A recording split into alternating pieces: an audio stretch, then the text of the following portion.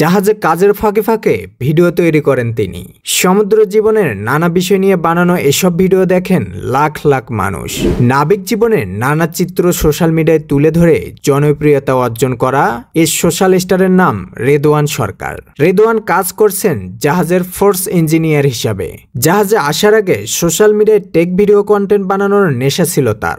সমুদ্রে এসেও নেশা আর কাটেনি। পুরনো নেশা থেকেই তিনি সমুদ্রের নানা বিষয় তুলে আনেন ভিডিওতে। জাহাজে কাজের অবসরে অন্যান্য নাবিকরা যখন গান শোনেন, গেমস খেলেন, তখন তিনি কন্টেন্ট তৈরি করেন।